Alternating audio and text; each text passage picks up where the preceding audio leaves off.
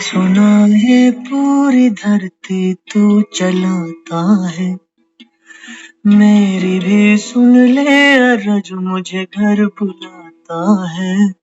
भगवान है कहाँ रे तू, है खुदा है कहाँ रे तू। है सुना तू भटके मन को राह दिखाता है, मैं भी खोया हूँ मुझे घर बुलाता है। भगवान है कहाँ रे तू, है खुदा है कहाँ रे तू।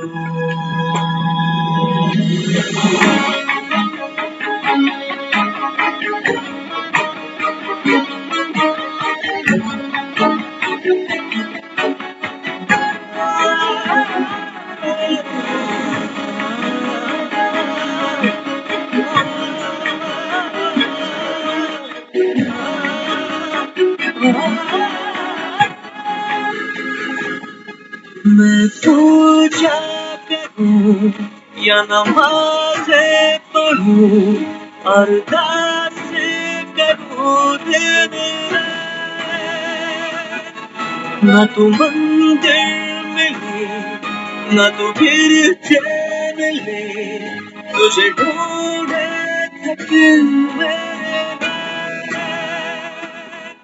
तुझे ढूंढे अकेले मेरे नैन, तुझे ढूंढे थके मेरे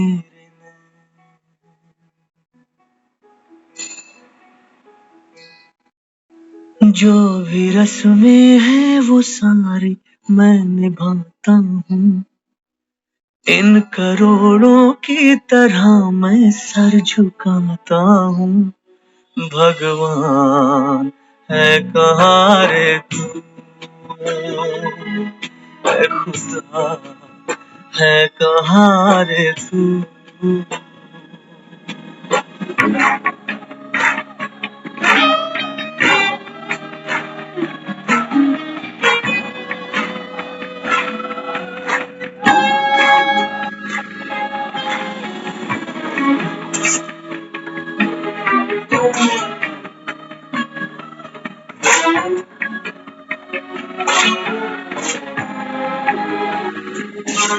तेरे नाम कहीं, तेरे चेहरे कहीं, तुझे पाने की राह है कहीं। हर राह चला पर तू ना मिला, तू क्या चाहे मैं समझा नहीं, तू क्या चाहे मैं समझा नहीं, तू क्या चाहे मैं समझा नहीं।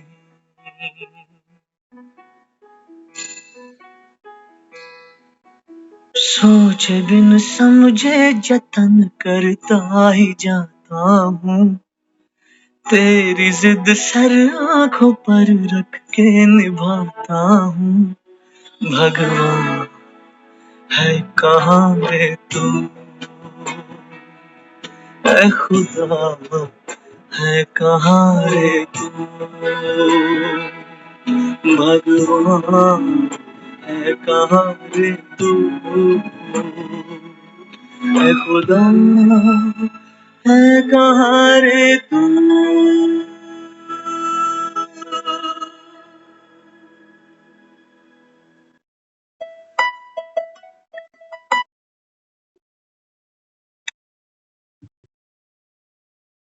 ओम शांति। ओम शांति।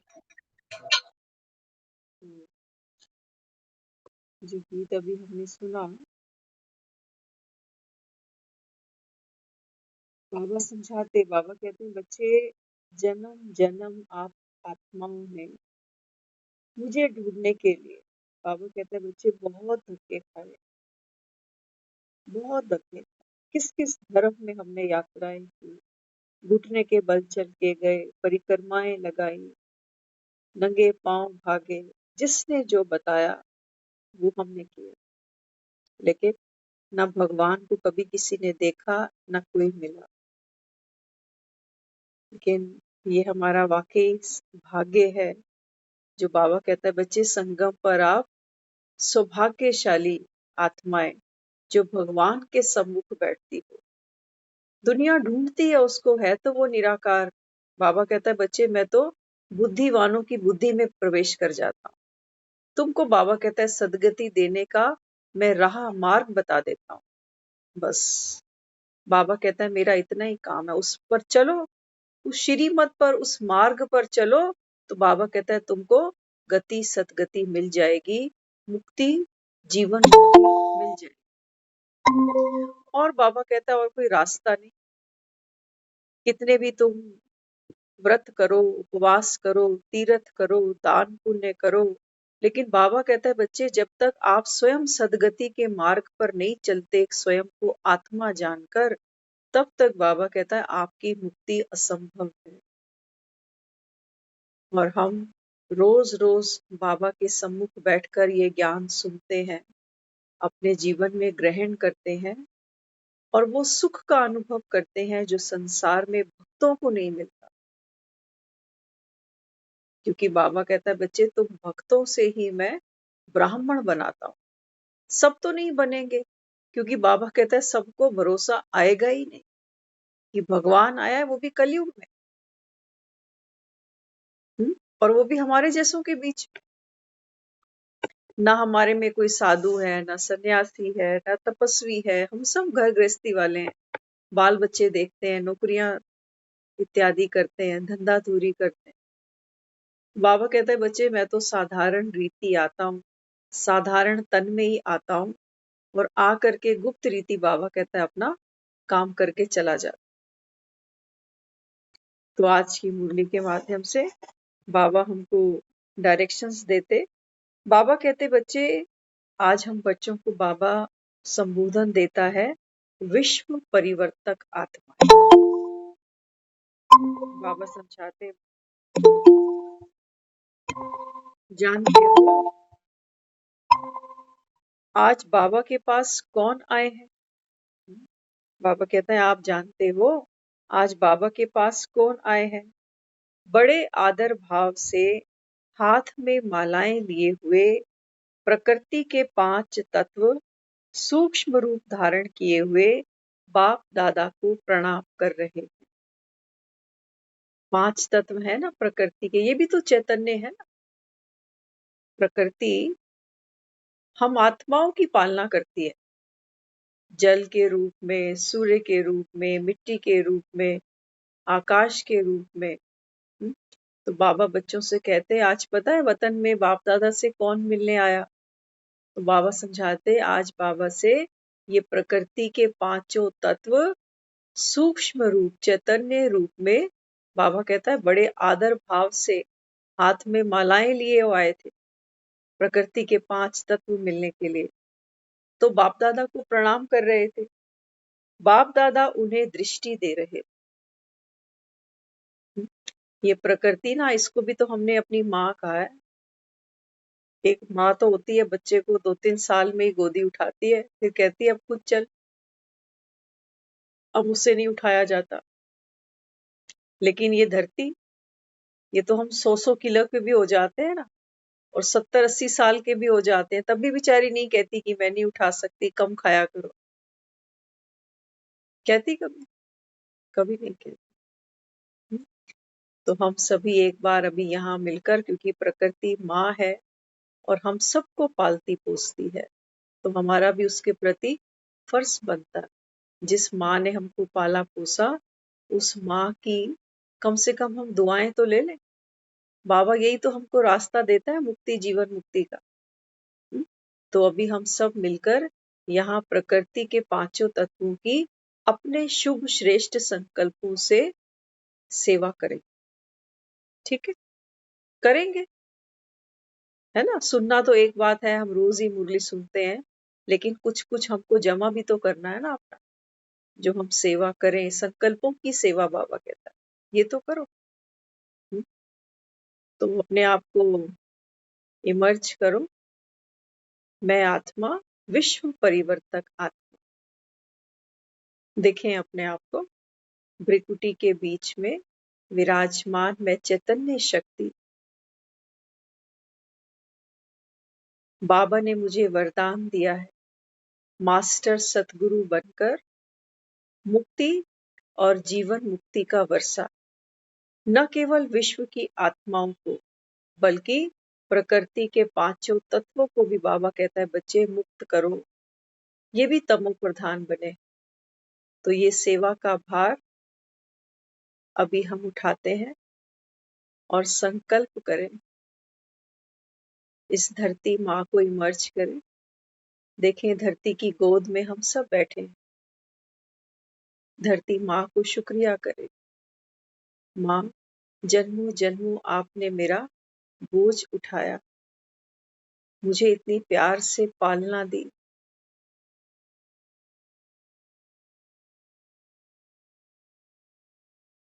अनुभव करें उस पालना का जो धरती की गोद में हमको मिलता है। अब माँ को शुक्रिया करें कि माँ, मैं आपका बच्चा ये प्रण लेता हूं कि जितना मुझसे बन सकेगा मैं आपको स्वच्छ रखूंगा।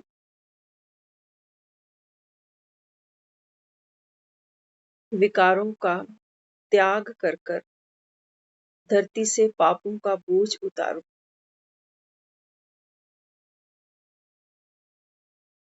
देखें माँ प्रसन्न है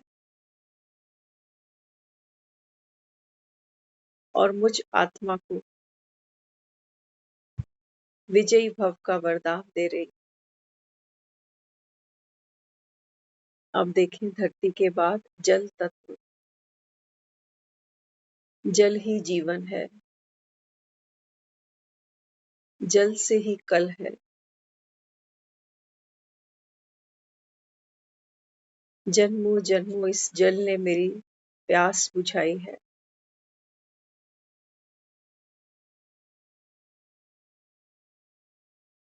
मैं संकल्प लेती हूँ आत्मा कि जल जैसी शीतलता,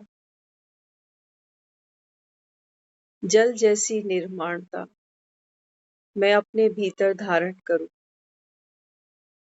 जब जब हम पानी पिए, जल ग्रहण करें, अपने आप को संकल्प दें कि मैं आत्मा जल के समान शीतल बनती जा रही हूँ।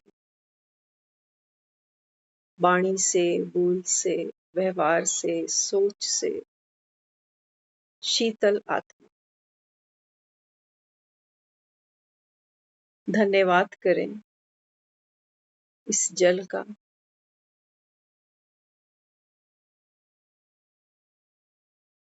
और संकल्प करें कि हे प्रकृति, मैं संकल्प करती हूँ कि मैं जल को कभी व्यर्थ नहीं जाने दूं।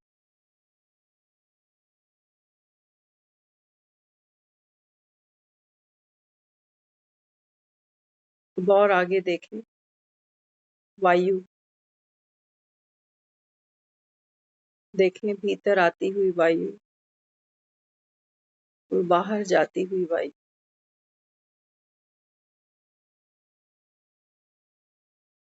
वायु मेरा प्राण है।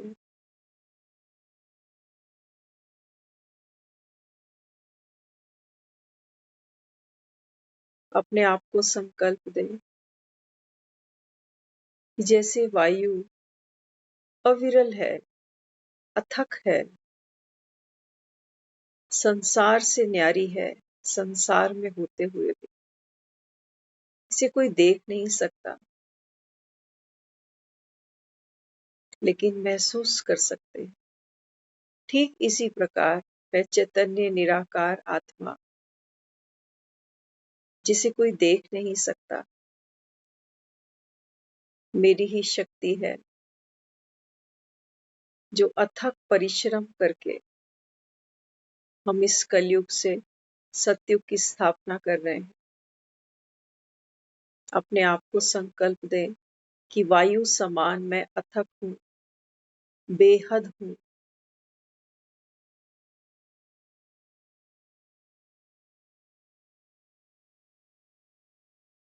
अब आगे देखें, आकाश तक हम सबके सिर पर आकाश हर समय है, चाहे दुकान में है, घर में है, परिवार में है, बाजार में है, मंदिर में है, जहां भी खड़े हैं, आकाश विशाल है, ऊंचे ते ऊंचा है। ये गरिमा मुझ आत्मा की है।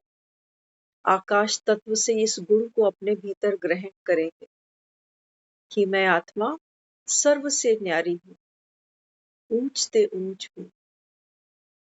इस धरती पर घटने वाली अनेक घटनाएं, सुखद या दुखद, मैं सबकी साक्षी हूँ। धन्यवाद करें आकाश का, और आकाश जैसी विशालता, गंभीरता, रमणीकता अपने अंदर ग्रहण करते चले जाएं। अब देखें ये पांचवा तत्व अग्नि। अग्नि को धन्यवाद करें।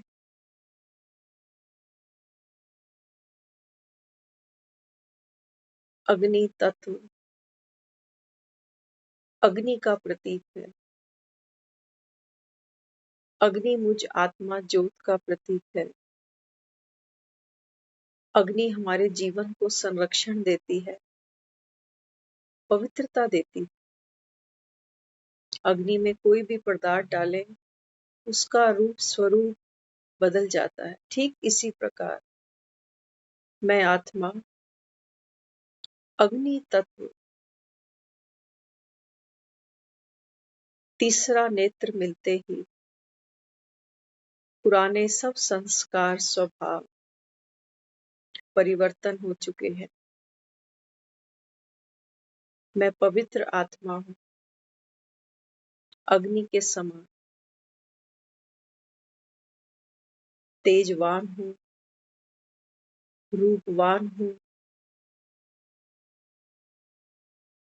अग्नि के समान विकारों को दग्ध करने में सक्षम हूँ। मैं ज्वालामुखी हूँ।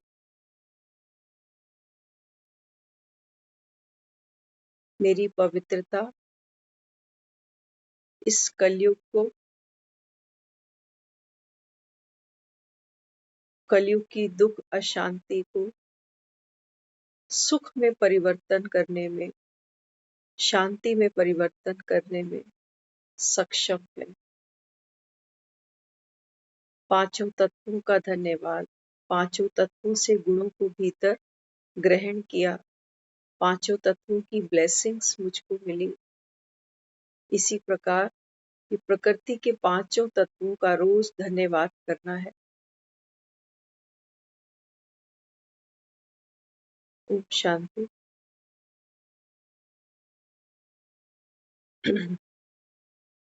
तो बाबा समझाते हैं कि ये पांचों तत्व आज बाबा से रूरिहान करने वतन में पहुंचे और बाबा को प्रणाम कर रहे हैं।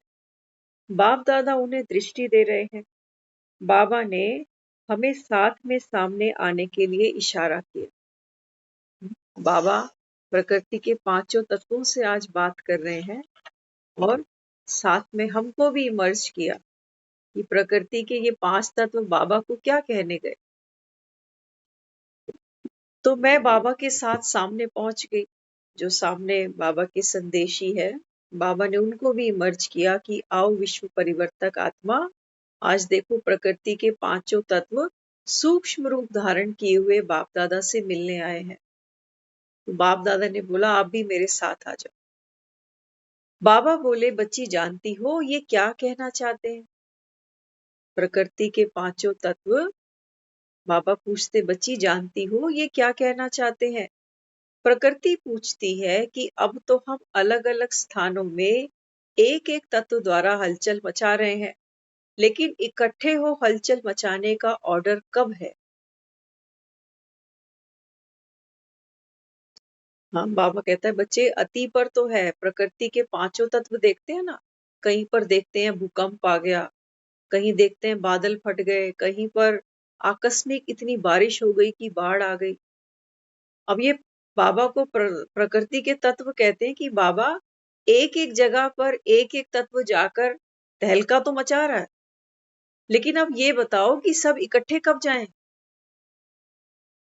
कब ऑर्डर है? हुँ? तो बाबा कहते हैं क्योंकि आप प्रकृति पति बच्चों के तो बाबा पूछते कि हलचल मचाने का ऑर्डर कब है? तो बोलो बच्ची कब ऑर्डर दें? बाप दादा बच्चों से पूछ रहा है कि बताओ हो गई तैयारी घर जाने की? हुँ? बाबा कहता है बताओ बच्चे कब का ऑर्डर करें प्रकृति को कि सारे तत्व आज सुबह की मुरली थी। सुबह की मुरली में बाबा ने बोला बच्चों को कि बच्चे कहते हैं बाबा माया को बोलो हमें माफ कर दे। बाबा बोलते मैं तो इसको अभी बोलूंगा कि बच्चों को और दुख और विघ्नों में डाले और इनको नाक से पकड़ के फटकारे ताकि पता चले ये स्वर्ग जाने के लायक है कि नहीं। बाबा कहता है माया से मैं तुमको माफी थोड़ी दिलाऊंगा।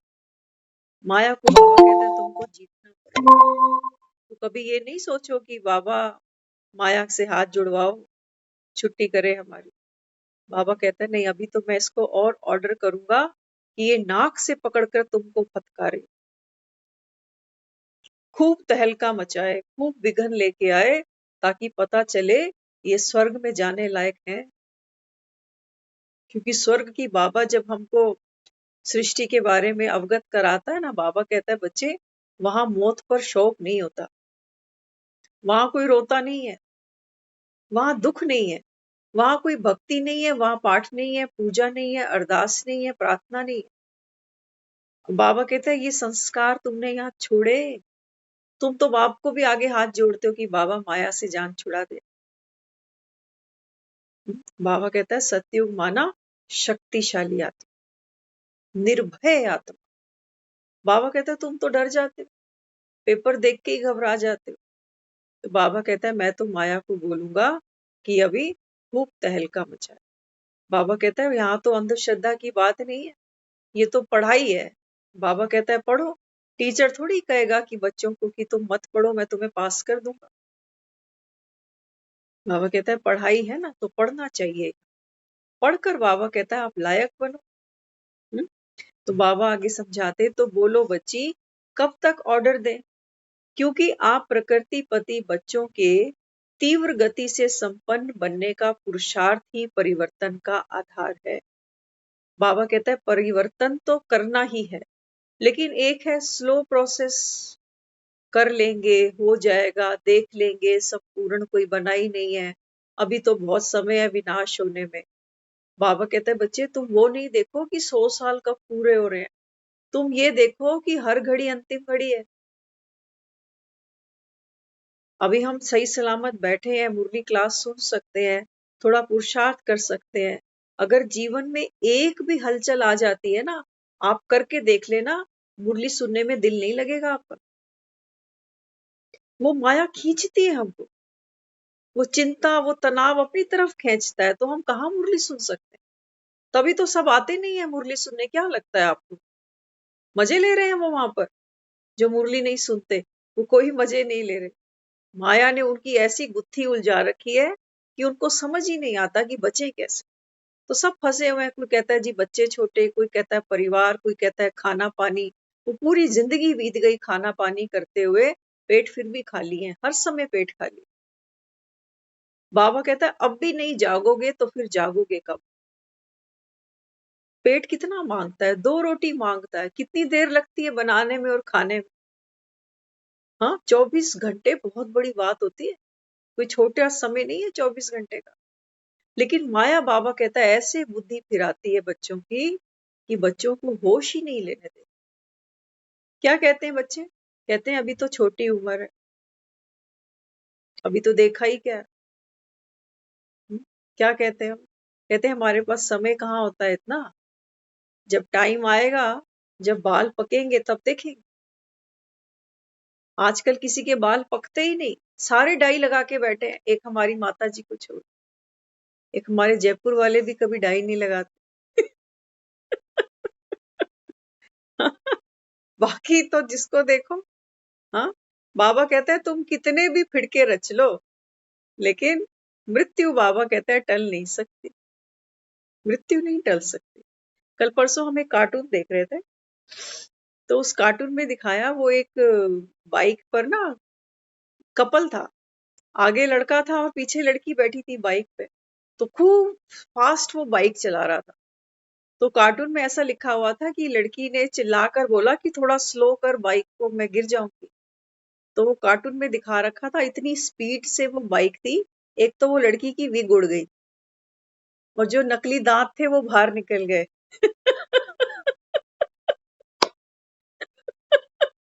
तो जो जो कुछ नकली था वो सब हिल डुल गया एकदम। तो वो लड़का कह रहा है फास्ट में मजा आ रहा है, वो कह रही है स्लो कर, उसकी विग उड़ गई, फिर उसके दांत निकल गए, चश्मा कहीं का कहीं गिरा, घुटने थे वो भी अलग अलग, बहुत सुंदर कार्टून वो डिजाइन किया हुआ था, बहुत अच्छा लगा। तो बाबा भी क्या कहता है, बाबा कहता है बच्चे तुम कौन हो, विश्व परिवर्तक आत्माएं हो ना। तो परिवर्तन बाबा कहता है कैसे किया जाता है, फास्ट किया जाता है। अगर फ्रिज में बर्फ जमानी हो ना आपको, तो फ्रिज लगातार चलाना पड़ता है। ये नहीं कि 15 मिनट फ्रिज चला है और 4 दिन बंद पड़ा हुआ है, वो बर्फ कभी नहीं जमेगी फिर। ऐसे ही बाबा कहता है ये अगर अवस्था तुमको जमानी है तो रेफ्रिजरेटर रोज ऑन करो। अमृत वेले उठते ही बाबा कहता है इसको ऑन कर दो। तो बाबा समझाते, तो बाबा से फिर बाबा कहते बच्ची को कि बताओ फिर कब की डेट दें प्रकृति को कि सारे तत्व जाओ और इकट्ठे हलचल करो और सबको लेकर आओ अभी। हाँ, तो बाबा को बच्ची ने कहा, मैं बोली बाबा अब चारों ओर पुरुषार्थ की लहर तो है, मुक्ति वर्ष मनाने का अटेंशन तो है ही। बाबा बोले क्या संगठित रूप में विश्व परिवर्तन के कार्य में सब एवर रेडी हैं? देखो हम बच्चे होते हैं ना, तो हम क्या करते हैं, हम हमेशा थोड़ा सा ग्रेस पीरियड लेके चलते हैं कि बाबा सब लगे तो हुए हैं, मेहनत तो कर रहे हैं, लहर तो है कि मुक्त होना ही है। लेकिन बाबा कहता है मुझे ये बताओ कि परिवर्तन, बाबा कहता है तब होगा, ध्यान से सुनना, बाबा ने एक मुरली में बोला हुआ है कि परिवर्तन तब होगा जब सब बच्चे, बाबा कहते हैं एक संकल्प एक समय पे करेंगे कि अब ये कलयुग खत्म हो।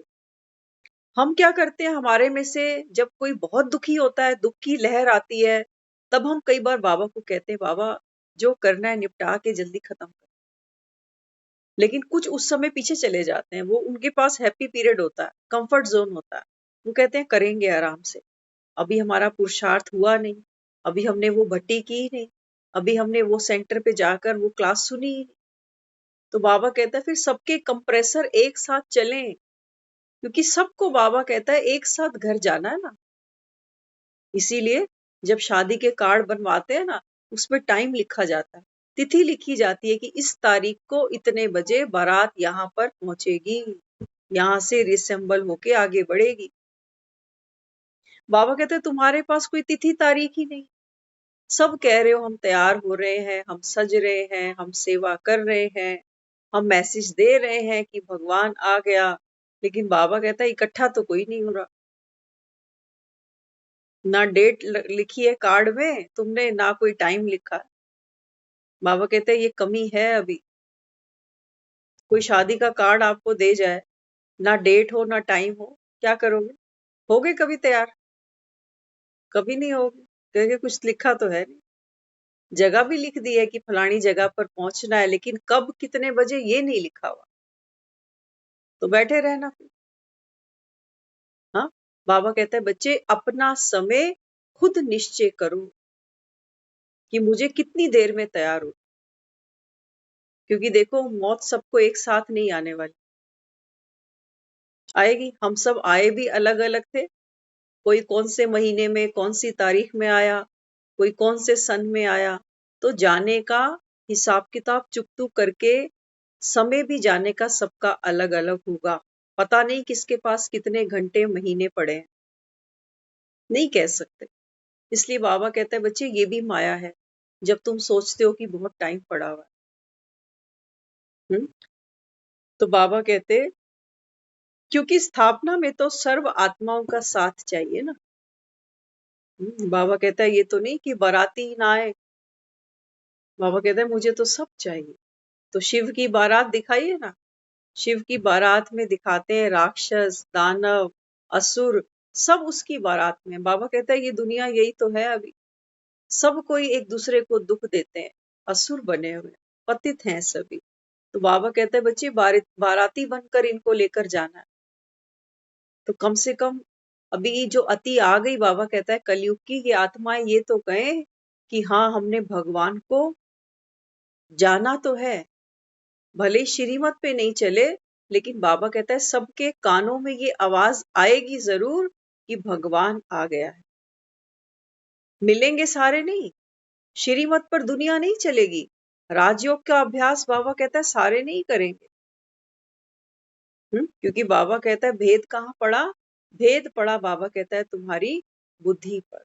किसी ने माना, बाबा कहता है ना कोई मानेंगे, कहेंगे हाँ बात तो बिल्कुल ठीक है, भगवान तो कलयुग में ही आना चाहिए था। और कोई नहीं मानेंगे, वो कहेंगे नहीं भगवान तो सतयुग में भी आता है, द्वापर में भी, त्रेता में भी, कलयुग में भी, वो तो युगे युगे आता है।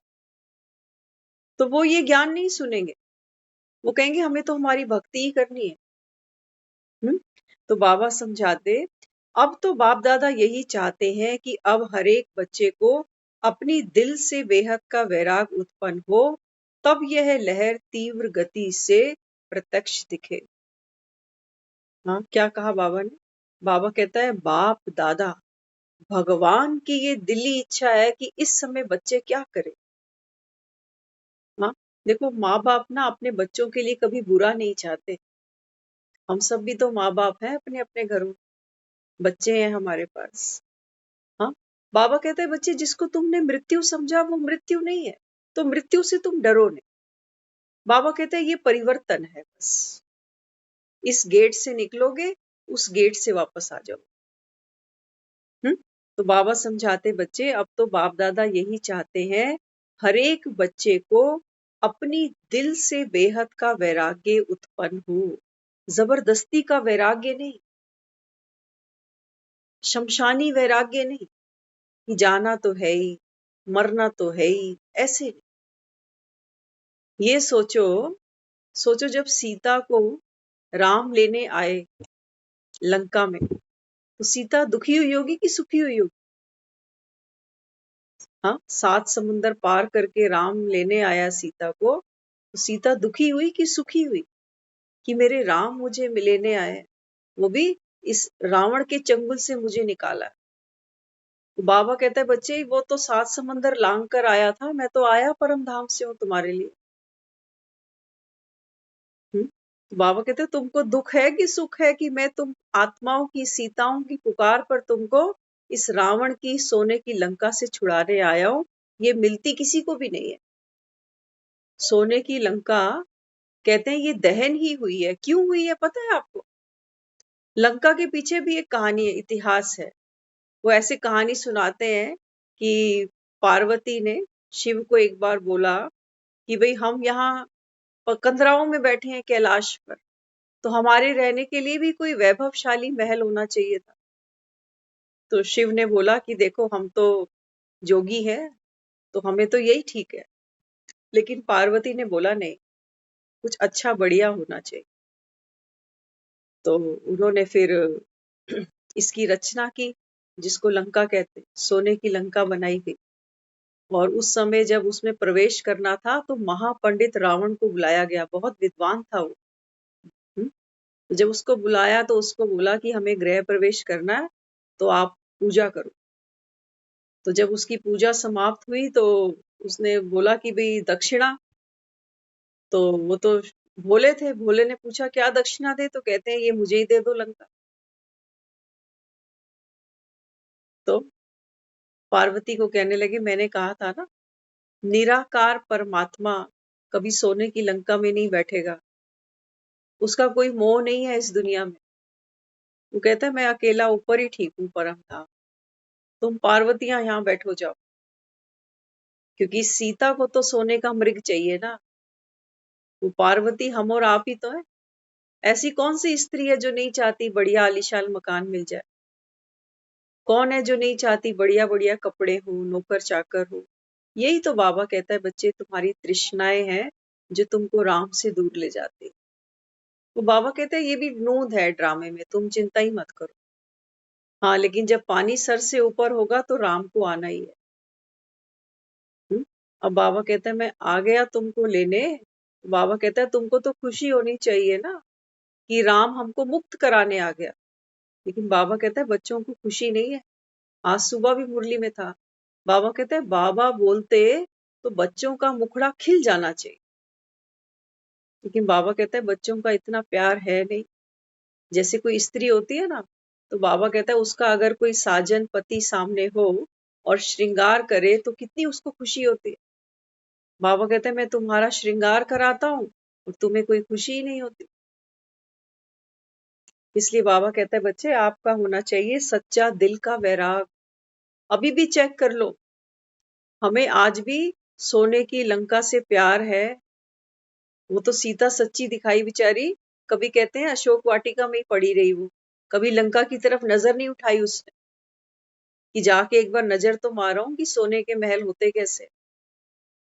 वो उसी पेड़ के नीचे बेचारी बैठी और एक राम को याद करती है। और हम, सच है ये बात, हमें तो बहुत कुछ चाहिए आज भी दुनिया से। इसलिए बाबा कहता है बाप को भूल जाते हो। तो बाबा कहते हैं बच्चे आपकी प्रीत होनी चाहिए, सच्ची दिल का वैराग होना चाहिए कि ये सोने की लंका मेरे काम की नहीं। और वाकई सच्चाई है जी, सोने की लंका किसी के साथ नहीं गई आज तक। गई किसी के साथ? सिकंदर भी चले गए खाली, बड़े बड़े नेता प्रधानमंत्री कौन कौन देखो दुनिया से, सब खाली गए, सब खाली। बड़े रावण कहते थे, रावण के कितने बेटे थे, कितनी बड़ी वंशावली थी, अंत में कोई भी नहीं मिला। दशरथ को देखो, पुत्र के वियोग में ही चला गया। तो ये संसार है, अगर संसार का इतिहास उठा के देखोगे ना, तो यहां से हर एक आत्मा खाली लौटी है, खाली लौटी है। चाहे कितना भी बड़ा हमने घर गृहस्थी बच्चे परिवार दोते पोते जो भी कुछ बनाया, लेकिन जाने वाला हंस अकेला उड़ा है। लेकिन अब बाबा कहता है कि बच्चे अब भगवान आया है। तो बाबा कहता है अब तो कम से कम खाली हाथ नहीं जाना। भगवान की गोद में बैठकर भगवान से बाबा कहता है वरदान पाकर भी अगर तुम खाली लौटो, तो बाबा कहता है फिर तुम्हारे जैसा कोई ट्रैटर नहीं। कहता है ना बाबा, मुरली में कई बार कहता है, आज भी बोला था कि बाप को बच्चे फारकती दे देते हैं। आज कीचक की बात करी बाबा ने मुरली। बाबा कहता है कीचक मत बनना। हाँ, कीचक बने तो बाबा कहता है फिर तुमको डंडे भी खाने पड़े। तो बाबा ने देखो बताया, कहते हैं कीचक नहीं बनो कभी भी, बाप की श्रीमत पर चलते चलो। तो आज फिर बाबा ने आगे समझाया, सेवा से संगठन से वैराग्य नहीं, लेकिन पुरानी दुनिया पुराने संस्कार पुरानी दुनिया की वस्तुओं से वैराग्य हो। बाबा कहते हैं वैराग का मतलब ये नहीं है कि तुम काम धंधे छोड़ के बैठ जाओ। ऐसी मौत नहीं आ जाएगी कि हम सोचे कि हम बैठे तो हमको मौत आ जाए और चले जाए, नहीं। बाबा कहता है अंत तक तुमको अपने हिसाब किताब पूरे करने पड़ेंगे। तो वैराग आए तुमको, लेकिन बाबा कहते हैं बच्चे वैराग कैसे आना चाहिए? सेवा और संगठन से वैराग नहीं आना चाहिए कि हम तो जो घर में हमारी ड्यूटीज है जिम्मेवारी है, इनसे हम क्यों करें जब जो मरना ही है। तो बाबा कहते हैं नहीं, सेवा से वैराग नहीं लो। बाबा कहते हैं वैराग लो अपने देह के भान से, वैराग लो बाबा कहता है संसार की दूसरी आत्माओं से, वैराग लो बाबा कहता है अपने पुराने स्वभाव संस्कार से, वैराग लो बाबा कहता है संसार की पदार्थों से आकर्षणों से साधनों से, इनसे बाबा कहता है वैराग ले लो। सेवा से वैराग नहीं, कर्म से वैराग नहीं। बाबा कहता है कि तुम सोचो हम कर्म ही नहीं करें मरना तो है ही। तो बाबा यहाँ समझाते हर एक में ऐसा सर्व का वैराग्य है बाबा कहता है अपने आप से चेक करो कि ये 4 प्रकार के वैराग्य हम में है। कई लोग आप देखोगे अपने शरीर से दुखी हैं, वो तो बेचारे चाहते ही हैं कि जल्दी जान छूटे, है ना? कई अपने संबंधियों से दुखी, वो भी चाह रहे हैं कि जान छूटे। लेकिन अब जो शरीर से दुखी हैं, वो संबंधियों से दुखी नहीं है, तो संबंधियों में मोह जकड़ा हुआ है। और जो संबंधियों से दुखी है, वो अपने शरीर से दुखी नहीं है, तो शरीर खींचता है, शरीर के सुख खींचते हैं। तो बाबा कहता है पूरे बीमारी के जम्स मरने चाहिए थे, किसी में कुछ मरा, किसी में कुछ, बाकी बैक्टीरिया तो एक्टिव है अभी। तो बाबा कहता है एक भी बैक्टीरिया अगर रह गया, तो बाबा कहता है ये बीमारी फिर से पनप जाएगी। तो चारों प्रकार का वैराग्य बाबा कहता है चेक करूं आप में है। सर्व कमजोरियों से अंश मात्र तक मुक्ति है। बाबा कहता है हर प्रकार की कमजोरी चली गई, या कोई कोई कमजोरी अभी भी मन में आती है। हाँ, तो आप ब्राह्मणों की वर्तमान की मुक्ति स्थिति से ही विश्व की सर्व आत्माओं को दुख अशांति से मुक्ति मिलनी है। बाबा कहता है तुम्हारे भक्त बेचारे तुम्हारी मूर्तियों की परिक्रमाएं कर रहे हैं, तुम्हारे मंदिरों में जा जाके मत्थे टेक रहे हैं कि हमारे इष्ट देवी देवता हमसे प्रसन्न हो तो हमको मुक्ति मिले। बाबा कहता है तुम्हारी स्थिति पर मदार है, तुम मुक्त होगे तो बाबा कहता है उनको मुक्ति मिलेगी। तुम बाबा कहता है खुद जकड़े पड़े हो, जकड़े पड़े हैं ना। बाबा कहता है बंधनों में आत्मा फंसी बैठी है, जाना नहीं चाहती। ज्ञान रोज सुनते हैं, लेकिन जब मन में ऐसा पेपर लेकर आते हैं कि अगर यहाँ से कल रात को ही जाना पड़े तो देखो कितने काम याद आ जाते हैं, किस किस के चेहरे सामने आ जाते हैं कि इनके बिना मेरा क्या होगा और मेरे बिना इनका क्या होगा। होता है नहीं होता?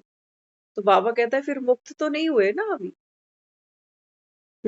देखो एक बेटी जब हम घर से विदा करते हैं ना, हाँ आप सब देखो वो क्षण जब डोली बेटी की घर से जाती है, तो कितना बड़ा उस बच्ची को दिल रखना पड़ता है कि पुराने लोग, पुराने घर परिवार के साथ पुरानी चीजें, हर चीज उसकी छूट जाती है कुछ ही सेकंड्स में। और लेकिन उसको खुशी होती है कि मुझे सब कुछ नया मिल रहा है, नया घर, नया परिवार, हाँ, नया रहन सहन। बाबा कहते हैं बस यही तुम्हारा अभी संगम पर समय है। तुम्हारी बाबा कहता है यहाँ कलयुग से अब डोली उठ रही है, तो पुरानी चीजें तो छोड़ो कि बेटी माई का साथ ले जाएगी अपना। बाबा कहता है ये तो रूल नहीं है, यहाँ की चीज बाबा कहता है यही छूटेगी। लेकिन तुमको खुशी होनी चाहिए कि सतयुग मेरा इंतजार कर रहा है। बाबा कहता है वहां तो सुख ही सुख है। लेकिन ये बाबा कहता है तुम्हारा छोड़ने का, इन बंधनों को बाबा कहता है तोड़ने की तुम में ताकत होनी चाहिए। खुशी खुशी बाबा कहता है विदाई ले, खुशी खुशी कि यहाँ हम माँ के घर में खूब पले, खूब मौज करी, खूब हमको प्यार दिया, माया मम्मी ने भी खूब खिलाया, खूब रुलाया, कभी थप्पड़ मारे, कभी क्या किया, लेकिन अब ये समय गया, अब बीत गई सो बात गई। अब सबको धन्यवाद करो। बेटी जब जाती है ना माँ का घर छोड़ के, सबको गले मिलके जाती है। किसी के साथ कभी कुछ गलत भी बोला होता है तो हाथ जोड़ के माफी मांग लेती है।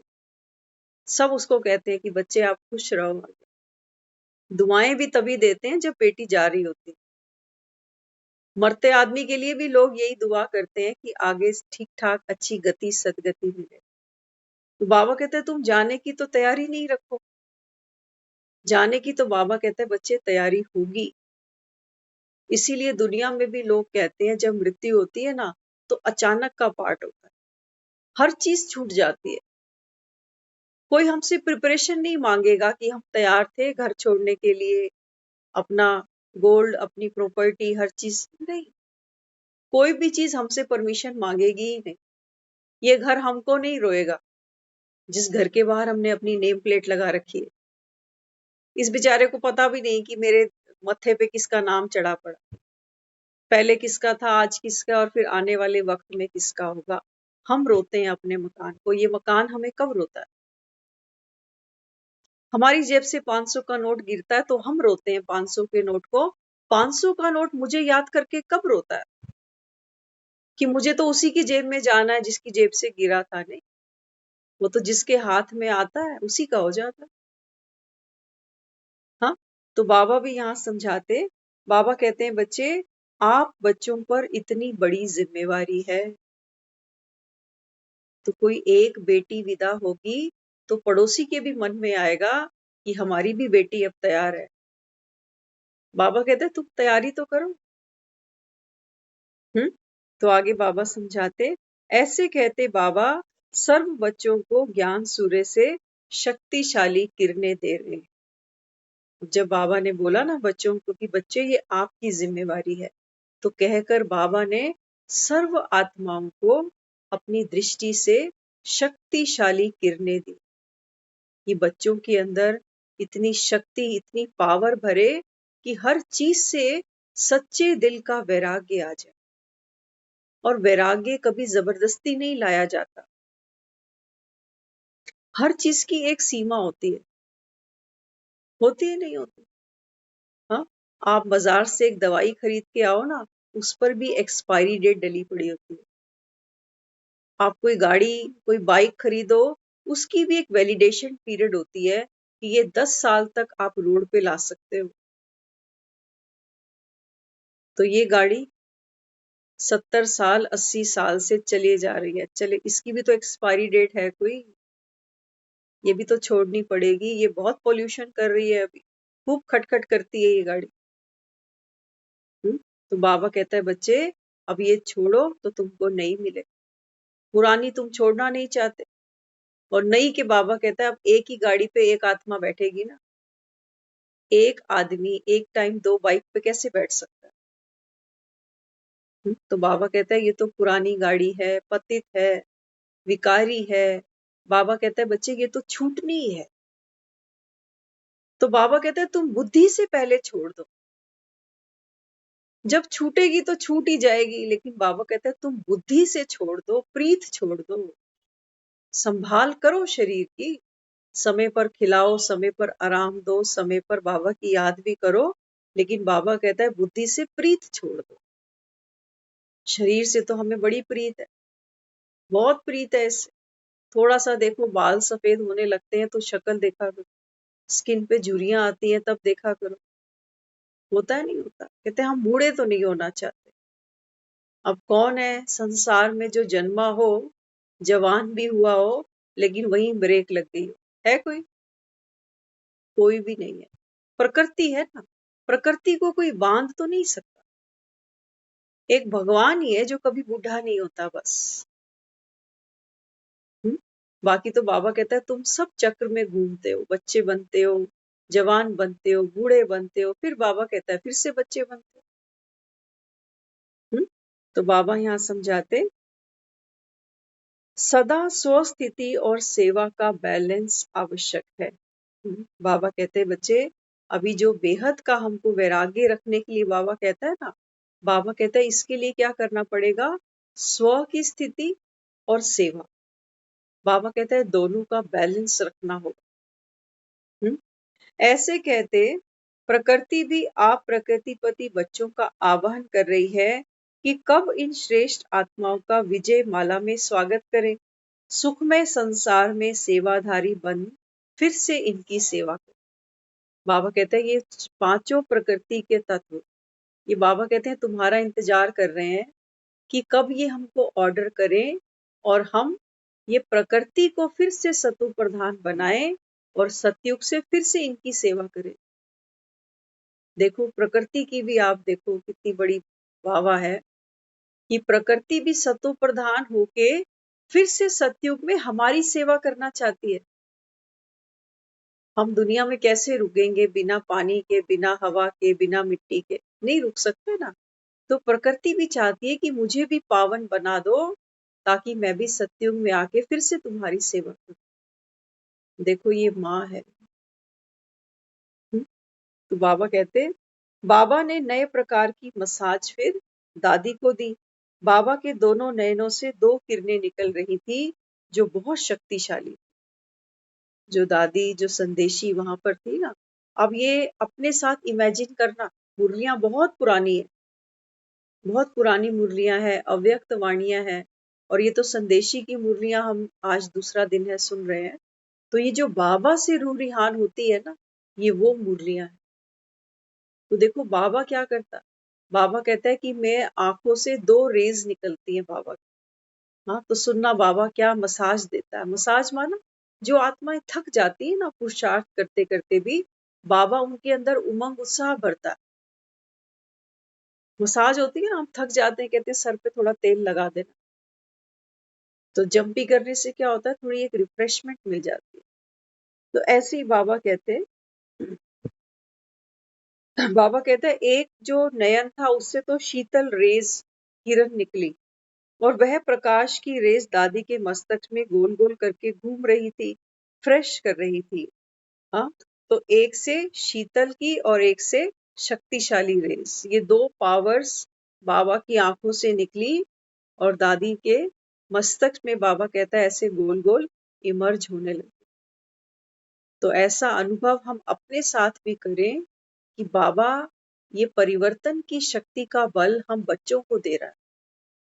और बाबा की नयनों से तभी हम आपको कहते हैं कि आप ये खिड़कियां खोल के बैठा करो, क्योंकि बाबा कहता है बहुत काम तो मैं नयनों से ही कर जाऊंगा, लेकिन यहाँ नयनों से नयन मिल ही नहीं पाते। तो बाबा कहता है बच्चे क्लासरूम में तो बच्चे आंखें खोल के बैठते हैं ना, यहाँ तो सब आंखें बंद करके बैठते हैं कि ठीक है बाबा सुनाया जा रहा है और हम सुने जा रहे हैं। तो बाबा कहता है मैं दृष्टि से भी देता हूँ, वाणी से भी देता हूँ, संकल्पों से भी देता हूँ। लेकिन देने वाले अगर अपने हाथ बंद रखेंगे, झोली बंद रखेंगे, तो बाबा कहता है बच्चे फिर सुनने वाले भी नंबरवार बन जाते हैं। तो बाबा कहते विदेश जाने का फिर समाचार सुनाया। बाबा बोले निमित्त बच्चों के कदम में पदम है, अनेक विशेष लोगों को संदेश मिल जाता, संबंध में भी समीप आ जाते, माइक बन जाते और दूसरा ब्राह्मण तो उड़ जाते। दादियां विदेश जाती तो बाबा को समाचार सुनाती थी कि बाबा हमको अभी विदेश में सेवा करने के लिए जाना। तो बाबा क्या समझाते थे, बाबा कहते हैं कि बच्चे आपके हर कदम में पदम है, अनेक लोगों को बाबा का संदेश मिलेगा और संबंध से वो आत्माएं आपके समीप भी आ जाएंगी, माइक भी बनेंगी। तो आदि अनन्य बच्चों का आपस में दिल का जिगर का प्यार है और सहयोग की भावना है, उसी विशेषता के आधार पर कारोबार चल रही है। देखो बाबा जो अपने बच्चों को देता है ना, उसको आप श्रीमत कहो या उसको आप डायरेक्शंस बोल दो, बाबा हम सब बच्चों के बीच में आपस में क्या देखता है, रूहानी प्यार। कहता है ना एक पिता के तुम सब बच्चे हो, सारी विश्व की आत्माएं रुद्रमाला है बाबा।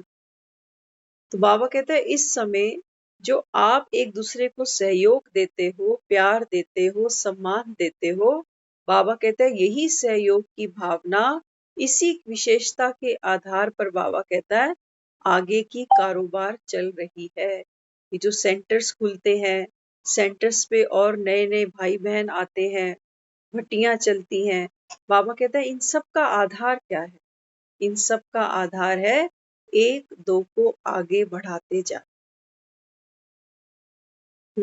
बाबा कहते हैं बच्चे एक दो की विशेषताओं को आगे बढ़ा, रोको नहीं किसी को। हाँ, तो बाबा कहता है जब दूसरे को भी आगे बढ़ने का मौका मिलता है ना, दुनिया में नहीं मिलता। लोग तो देखो लड़ते हैं एक दूसरे से कि ये चांस मुझे क्यों नहीं मिला, उसको क्यों दे दिया। लेकिन यहाँ तो बाबा बच्चों में ये विशेषता भरते हैं कि हम जो पीछे आए हैं उनको आगे बढ़ाएं, ताकि वो अपने अंदर उन विशेषता को और भरपूर कर सकें और अपने अंदर भरोसा पैदा कर सकें। हाँ, तो बाबा समझाते इसी विशेषता के आधार पर ये कारोबार चलती जा रही है। लेकिन फिर भी बाबा कहते हैं बच्चे बीच बीच में माया आएगी, तो बाबा कहता है जरासंध बन के खड़े नहीं होना, कीचक नहीं बन जाना। बाबा कहता है इस समय ये सारे संसार में बाबा कहता है कीचक ही कीचक है। ये दुनिया बाबा कहता है बच्चे बहुत गंदी है। तो हमेशा बाबा कहता है बच्चे कुसंग से, व्यर्थ की बातों से बाबा कहता है अपनी संभाल करना। आज सुबह की मुरली में भी बाबा ने कीचक के ऊपर थोड़ा सा समझाया था। बाबा कहते थे कि देखो द्रौपदी थी ना, तो जब 13 वर्ष का वनवास हुआ था, गुप्तवास, तो वहां पर वो एक सरंद्री बनकर रहती थी और राजा की जो रानी थी उसकी दासी थी, उसका श्रृंगार कराती थी। तो जो रानी का भाई था कीचक, उसने द्रौपदी पर कुदृष्टि रखी और उसको अब नृत्यशाला में बुला के लेके आया कि आप नृत्यशाला में आकर मुझसे मिलना।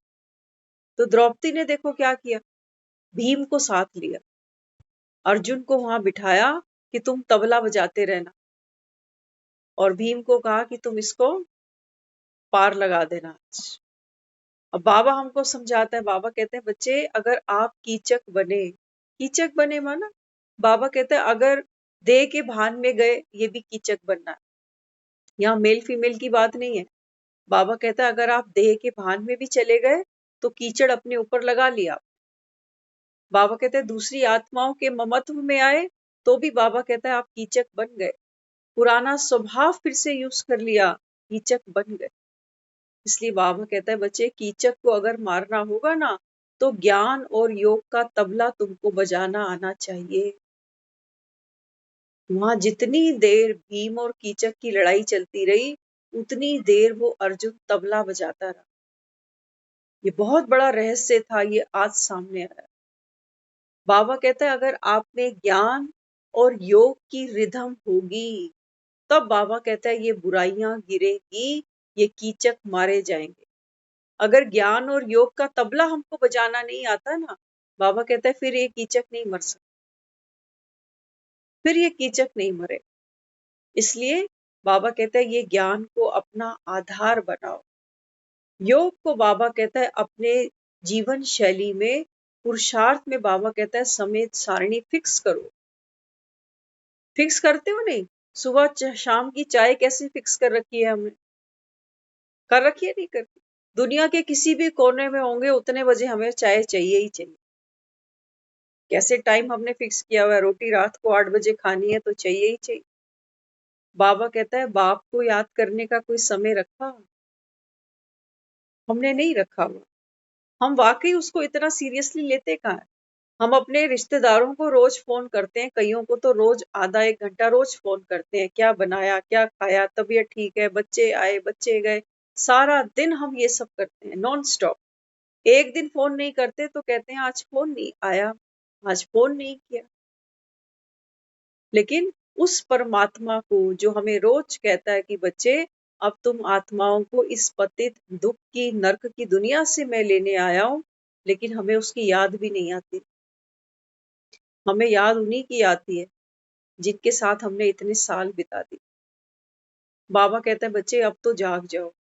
बाबा कहता है अब तो जाने का टाइम आ रहा है। किसको साथ पकड़ के ले जाओगे? कोई तुम्हारी उंगली पकड़ के साथ नहीं जाने वाला। अंत में इन्होंने ही कहना है कि राम नाम ही सत्य है भाई। बाकी हमारे लिए क्या छोड़ के गए, धन प्रॉपर्टी, वो बता दो। मरते के साथ कौन मरता? बाबा कहता है मैं तैयार बैठा, उंगली पकड़ के बाबा कहता है तुमको ले चलूंगा, लेकिन पहले तुम मेरी उंगली पकड़ो। बाबा कहते हैं मेरी श्रीमत पहले तुम पकड़ो, तब मैं तुमको लेके चलूंगा। राम भी सीता को ऐसे लेने नहीं आया था। राम को भी पता था कि ये सीता शोक वाटिका में पड़ी दिन रात मुझे याद करती है, तब लेने आया था। ऐसे नहीं लेने आ गया था कि ये तो रावण के महलों में सोई पड़ी होगी। नहीं। बाबा कहते हैं तुम्हारी प्रीत बुद्धि है मुझसे, तब तो तुमको भव से भी पार उतारूं। नहीं तो बाबा कहता है तुम खुद को ठगते हो। एक तरफ कहते हो हमसे भव से पार उतार, दूसरी तरफ मैं कहता हूं मेरी उंगली पकड़, तो तुम वो पकड़ते भी नहीं। इसका मतलब बाबा कहता है तुम राजी हो अभी नर्क में। बाबा कहता है फिर पड़े रहो। कोई और सीता होगी जो मुझे वैराग्य से सच्चे दिल से याद करती है। कहता है ना बाबा, बाबा कहते हैं बच्चे गोपियां बहुत हैं, राधा कोई एक ही होती है। और बाबा कहता है ड्रामा में नूंद है केवल एक ही राधा, लेकिन तुम चाहो तो सब बाबा कहता है राधा बन सकते हो। ये तुम्हारा अभी का पुरुषार्थ। तो इतनी लगन, इतनी प्रीत, इतना जिगरी प्यार अगर हमारा उस परमात्मा से है ना, तो बाबा कहता है फिर चार्ट कौन बनाएगा। फिर तो जिसके साथ प्यार होता है ना, उसकी याद ना आए, ये इम्पॉसिबल हो जाता है। अभी तो प्रॉब्लम ये है, हमें उसकी याद आती नहीं।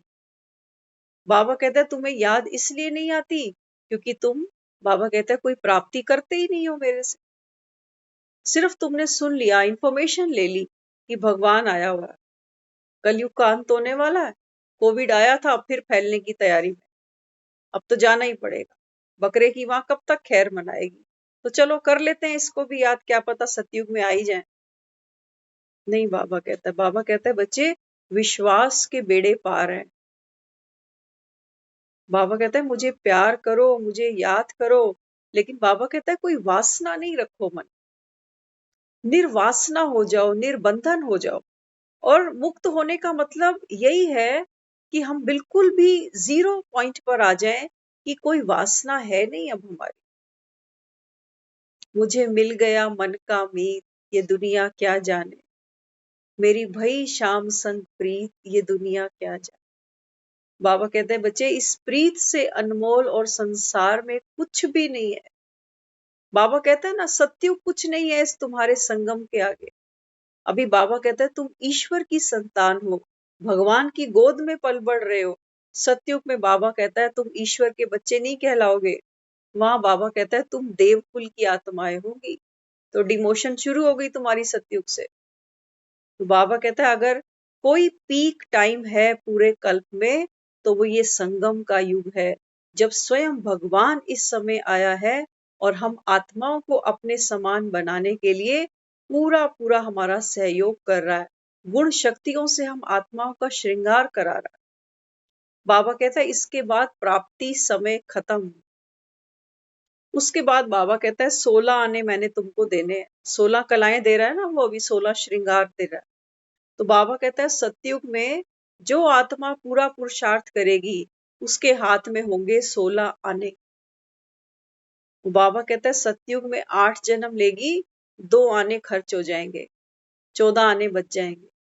फिर बाबा कहता है द्वापर में आएगी, तो उस आत्मा की बाबा कहता है कलाएं कम हो जाएंगी, कलयुग में और कम हो जाएंगी। लेकिन अगर हम उससे अभी 16 आने पकड़े ही नहीं, तो वो तो बेचारा देने के लिए बैठा ही हुआ। लेकिन अगर हम ही ना ले तो वो क्या करे। इसलिए बाबा कहता है बच्चे ये प्राप्ति का समय है, ये कल्याणकारी युग है, ये धर्माऊ युग है, ये पुरुषोत्तम युग है। तो बाबा कहता है थोड़ी सी मेहनत कर लो अभी। और मेहनत भी क्या है, बाबा कहता है काम तो तुमको वैसे भी करने ही है। तो खुद बाबा कहता है बंधन से न्यारे हो जाओ, काम करो। बाबा कहता है राम की सेवा समझ लो, बस काम भी तुम्हारे सफल हो जाएंगे। बाबा कहता है तुम बंधन से भी मुक्त हो जाओगे और तुम्हारी कमाई भी जमा हो जाएगी, संस्कार भी पड़ जाएगा न्यारे होने का। कहता है ना बाबा फर्ज अदाई करो लेकिन लगाव नहीं रखो। ये बाबा कहता है ये वो राम बाण है, बाबा कहता है जिससे तुम चक्रव्यूह तोड़ सकते हो। यही है बाबा कहता है जिस आधार पर चक्रव्यूह टूटते भी हैं और बनते भी। तो कर्म तो हमको करना ही है, लेकिन बाबा कहता है बच्चे डिटैच होकर करो, न्यारे हो जाओ, कमल फूल समान बनो, तब बाबा कहता है मेरे प्यारे बनो। और भगवान के चरणों में फूल ही तो चढ़ाए जाते, लेकिन बाबा कहता है फूल भी वो चढ़ेगा जो पहले डाल से टूटे तो सही। डाल तो हम तोड़ना नहीं चाहते, हमारा पुराना जो दुनिया के साथ ममत्व है, लगाव है, बाबा कहता है उससे न्यारे बनो, तब तो बाबा कहता है मेरी गोद में आके बैठोगे। तो वहां से डिटैच होना और यहाँ भगवान का प्यारा बन जा। बाबा कहता है बच्चे ये पुरुषार्थ नहीं है, ये तो बाबा कहता है खेल है, मनोरंजन है, प्राप्ति है, इनाम है, आफरीन है। तो बाबा कहता है इस समय बाप तुम बच्चों को भरपूर बनाने आया। ओम शांति।